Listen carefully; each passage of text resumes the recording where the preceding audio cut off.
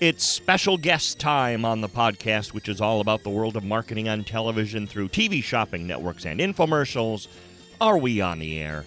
I'm your host, Sean Wilsey, and for over 29 years, I've hosted shows on cable shopping networks generating hundreds of millions of dollars in sales, and now I want to be your guide into this world, explaining how it works, why it works, what doesn't work, and introduce you to the people who are making the success that it is today. And a couple weeks ago, we started our interview with Mr. Steve Bryant, took a little break for the Thanksgiving holiday, and now Steve is back with me, and we are going to pick up just right where we left off. So let's not waste any time. Let's get back into things where we had left off. And for anyone that hasn't listened to the first show, please right now go back, listen to that one first, and then come back and continue here, because we had just finished chatting about how the people that get into this job, hosting on a television shopping network, think that it's it's so glamorous. It's, I'm on TV, you had said.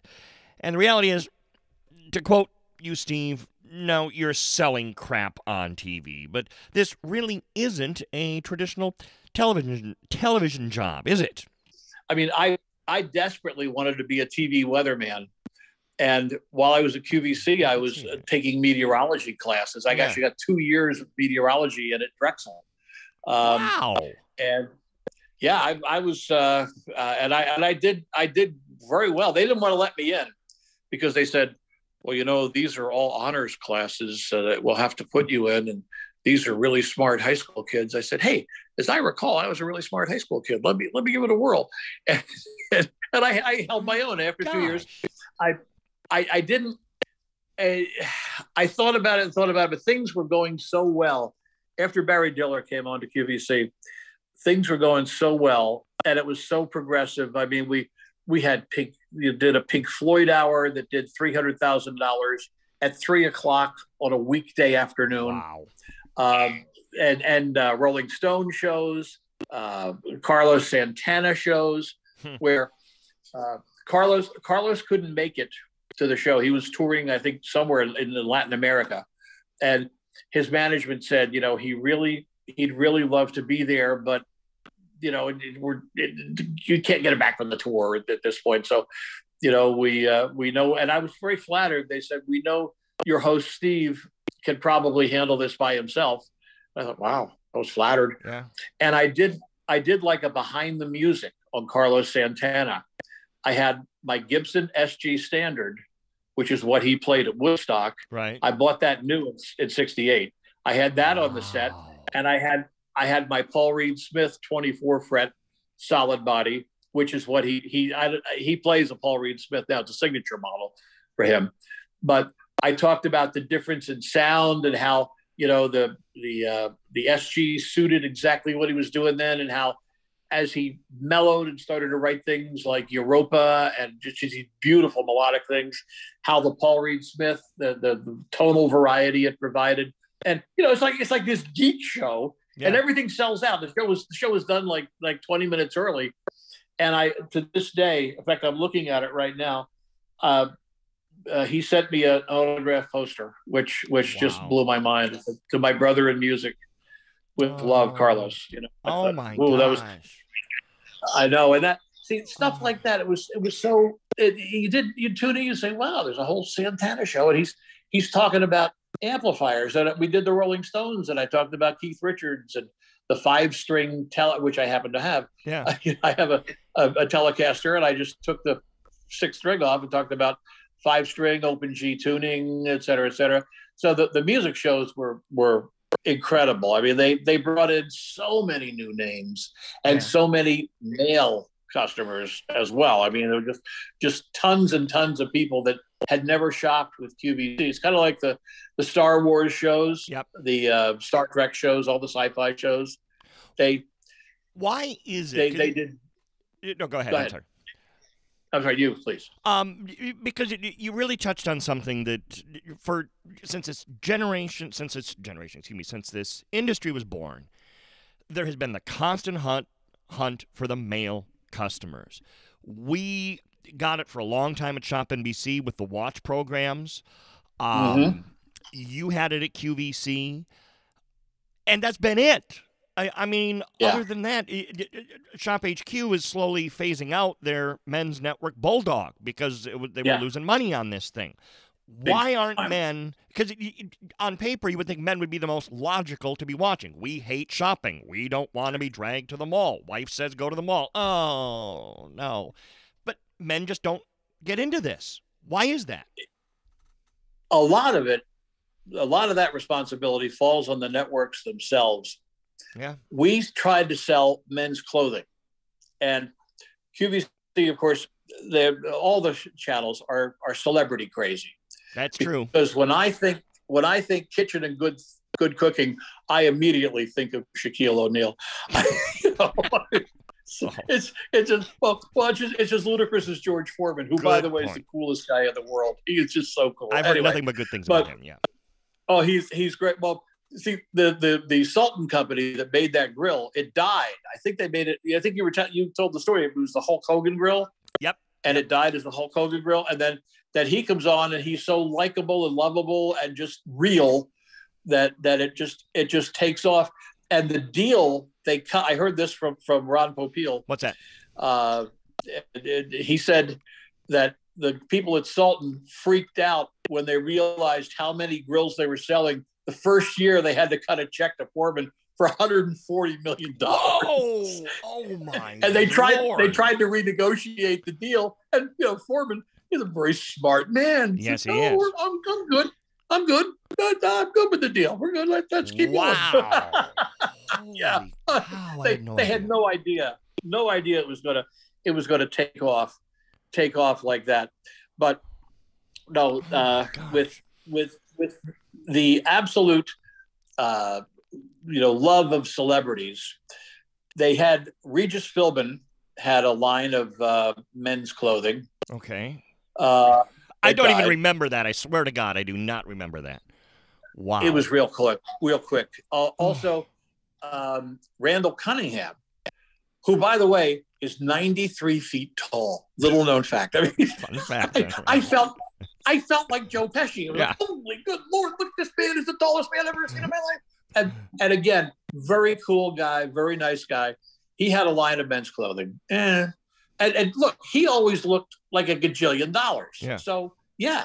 But if you're 93 feet tall and you got this beautiful suit on, you're going to look like $1 gajillion. The rest of us schlubs, we looked okay. But anyway, so he had a line of men's clothing. It didn't work. It wasn't for lack of trying. So that didn't work. We had a line of, and the one that really got me was we had a line of men's sweaters. A line of men's sweaters that was made in upstate Pennsylvania. Right. And I was so excited about this because, hey, an American-made product. Yeah. Wow. American-made, absolutely American-made, just homespun. I went to the mill, which is a 2-hour hell drive up the Pennsylvania Turnpike, about 2.5 hours up the Pennsylvania Turnpike, the Northeast Extension, as they call it. And everything, I thought the stuff was really cool. It was all cotton sweaters. They made them all there. They designed them all there. I wore the sweaters for maybe about a month before we did the show. Some of the other male hosts wore them. We had the premiere show. Nothing. Wow. Well, I wondered about this because I thought, boy, Regis died. Randall Cunningham died. Yeah. Also, Gary Collins. Gary Collins did a line of sweaters. And he was okay. Anyway, Gary Collins did a line of men's sweaters. And they were nice, but they didn't care. What finally occurred to me was we were selling men's clothing the same way we sold everything else. And I thought, if it's supposed to be different, it needs to be different. We need to do something. And I came up with an idea. That I said, look, this is going to be a long play.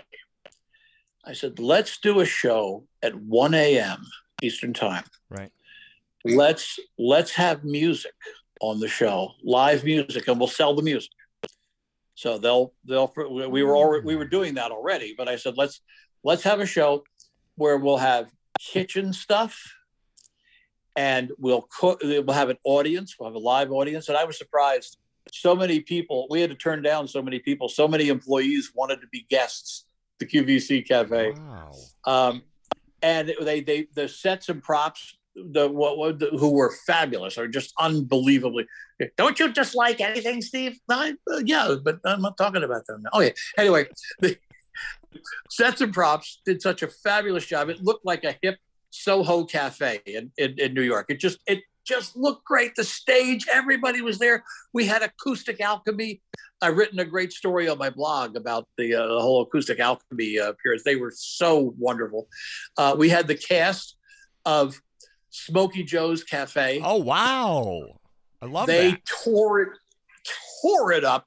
And there was a woman, and they had rehearsed, but I was on the air while they were rehearsing, so I didn't see the rehearsal. Yeah. There was a woman, and she was heavy, a very, very heavy set woman, and very pretty, very pretty. I always maintain size and beauty are mutually exclusive. It doesn't, you're big, you're small, you're beautiful, you're beautiful. She was just beautiful, and she could sing, like an angel.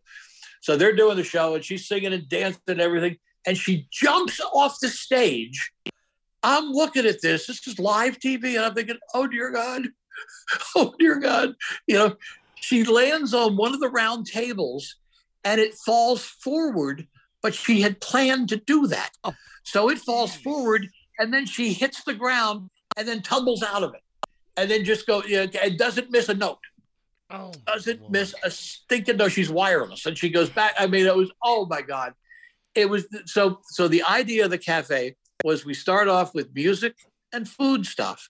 But then as the cafe really starts to get going, why couldn't we use it to have people wearing, like especially guys, wearing the clothing at the cafe, and to chat with them about it, to pick somebody to say, look, we're going to give you this sweater. I want you to wear it for a few times out and about. And then you come to the cafe as a guest, you wear it. And I'm going to talk to you about it and just see what do people say? What's going on? He said, I don't want this, the same old crap. Like, oh, people think it's real nice. What's something edgy, something, people say, like, you can't say, hey, I wore this and I got lucky the other night. No, not that far, but come close. So sadly, it cost so much money to do the QVC Cafe because they had to have a full crew, the audio crew, the everything. I mean, the resources were enormous that it took to do it, and it was BD, wasn't AD. It was BD before Diller, and they canned it. They canned it. It just, I know it. I look. I understood. It just, but we had John Tesh, because John Tesh had a great band. Oh, we had John Tesh on the air. Yeah, he was excellent. We were supposed to have Taylor Dane, and she stiffed us. Oh, she bumped her head getting into her jet. Oh, that's the lamest excuse I've ever heard in my life. But anyway, give me a break. Yeah. Anyway, so that's that's the deal that they keep trying to sell men's products the same way. Yeah. Couple of years ago, QVC, a couple of executives got a hold of me and said, when I was still in California, they said, we want to do a show for seniors. And I said, I think that's smart. Yeah. I think that's smart. I said, and so we have hosts that are, in their 60s now, but I think, okay, but I really look like an old fart, so that works. So we have you, and you have a name, and people still know you from from your blog and what have you. We'd like to use you as the host for this, and I thought, boy, this sounds great. And then they showed me the rundown, and it was the same old products. just with an old fart selling them. Yeah. And I said, guys, what? I said, there's so many cool senior products. I said, I'm not talking Depends or any of that, but there's so many great things that older people would enjoy, and not just those mobility scooters or whatever to indicate that we all have to use mobility scooters. Although, God, I want one. No, anyway, they do look cool. I have to agree. They look cool as hell. Yes. I have an electric scooter that it's one of those things with fat tires on it and stuff. And sadly, I can't cruise up and down the aisle at the grocery store. They throw me out. But there's so many things that they could do, and there's experts. You could have books on, and maybe books on tape, because a lot of seniors, even with glasses, can't read that well. Yeah, they can read fine, but they can't see the print. And we could have books on tape and have an expert on to talk about, like Susie Orman talking about money. She'd be a pretty good, because she has things for seniors. Yeah, have her on with the senior thing, but don't just have the same old crap, and don't sell it the same way you've been selling everything. Like with if you're going to sell golf stuff, sell it. And it's sort of like Saturday Night Live. I said, I don't think it has to be live. Go out to the damn golf course and film a presentation and edit the bejesus out of it so it looks beautiful. Yeah. And sell golf stuff out on the golf course. Yeah. And have the whole ambiance. And again, that costs a couple of bucks. That's going to cost more than plunking down in the studio and turning the lights and the camera on. But that, to me, I think is why the men's products have yet to succeed. And Bulldog I admire the effort, but again, they did it the same way they do everything else. And I'm thinking, this is okay. This is just bad. Yeah. I felt bad. And we, former colleague of mine, I won't mention names, but I felt really bad. He left. I know who you're talking about. Yeah. Yeah. I felt really bad. I thought, damn it. Because I thought he had found, he's a good guy. He's a great guy. I thought he'd found his, and I thought he'd found his niche. And, well, hey, I'm amazed. I don't wish anybody ill. I'm amazed they're still on the air. I don't know where the money's coming from. I know.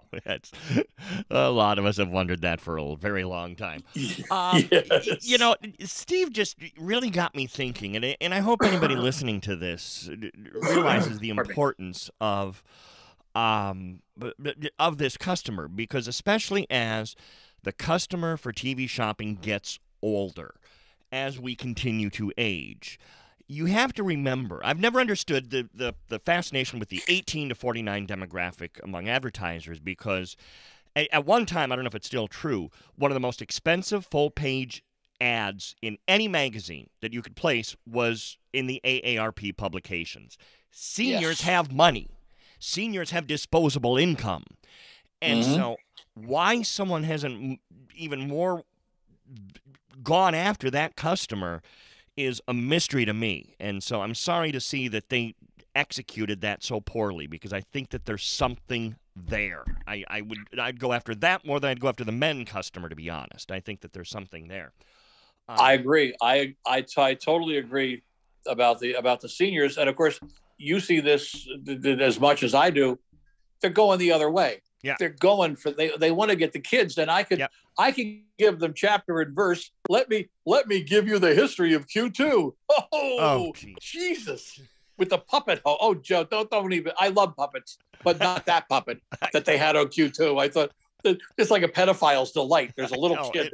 Hi, how are you? I'm here with all. Shut up. And you bring up, since you mentioned Q2, I have pages of questions here I haven't touched yet, but we got a good conversation going here, and I want to continue this because one of the things I noticed recently on Q2 is they had at least 2 hours, because I tuned in a couple times, where they had the remote guest, no host. It was strictly the. Have you seen that?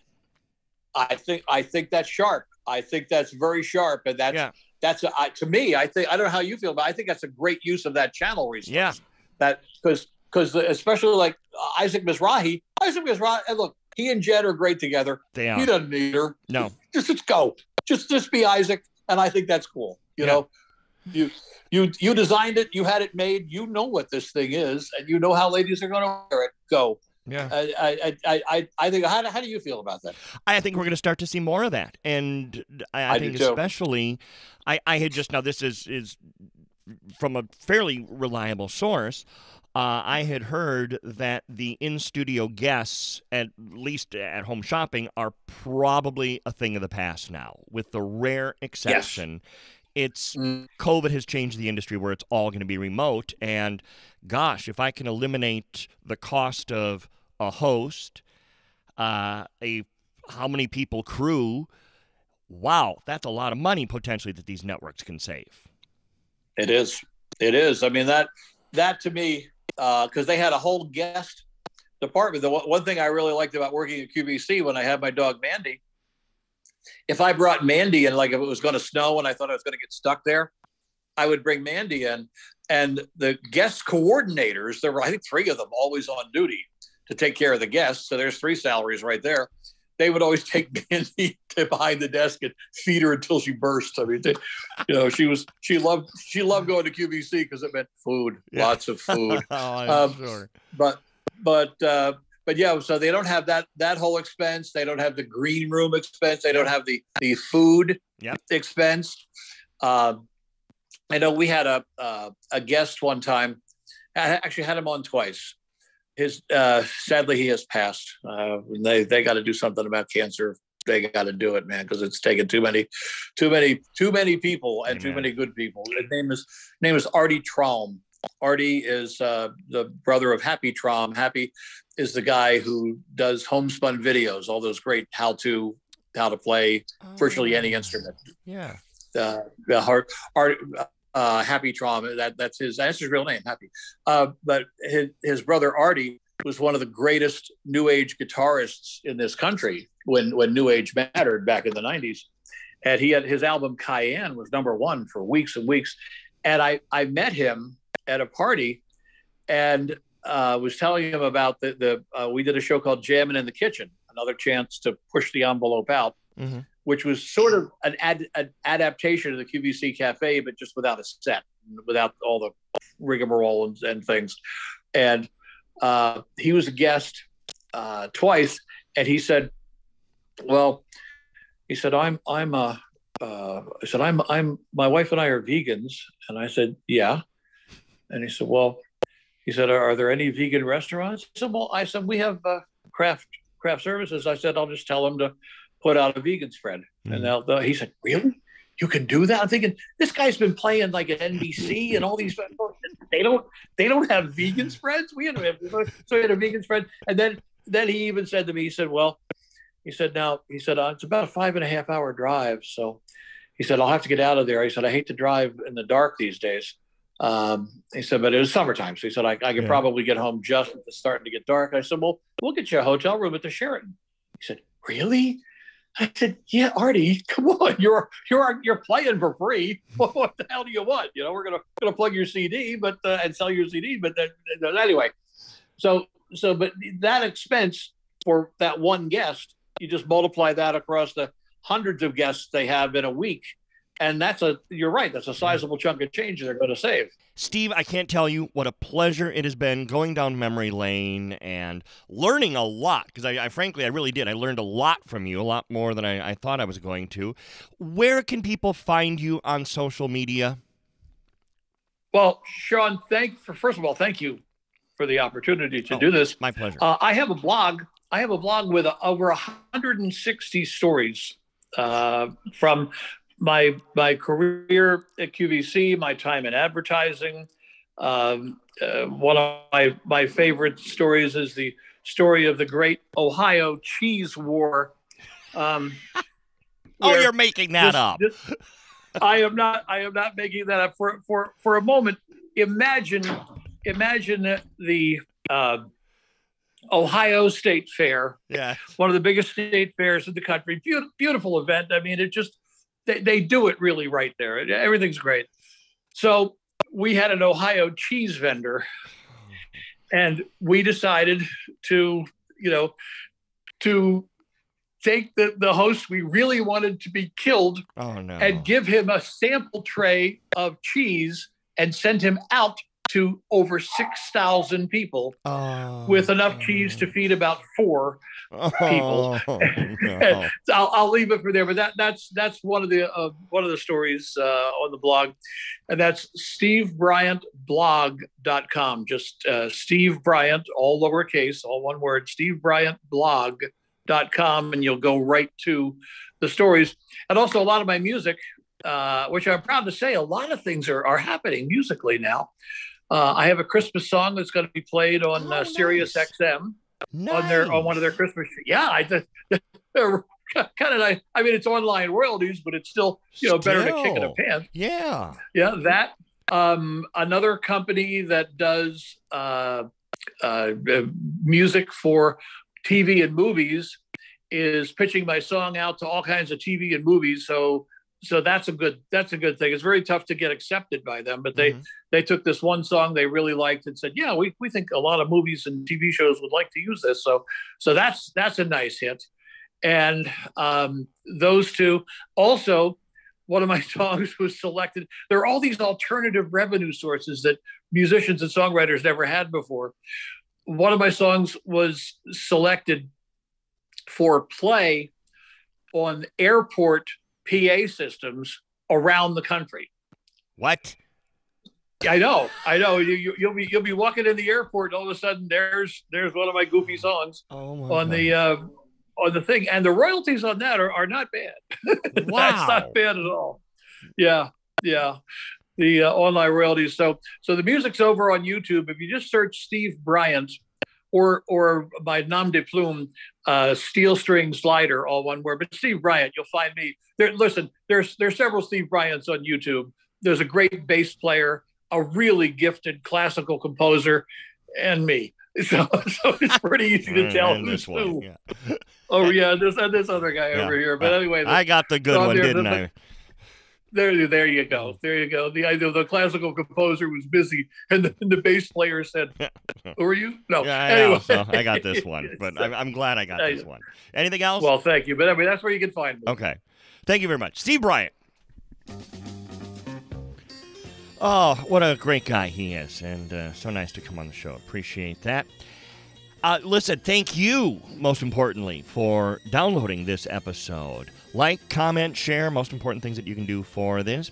It would also be great if you follow me on Twitter. Sean Wilsey, my full name, is how you can find me on Twitter. Same thing on Facebook, SHAWNWILSIE, and on Instagram at SWilsey. Thank you for downloading this edition of Are We On The Air? This has been a King Bobby production. Yes, I know, Travis. That's why we give such bargains.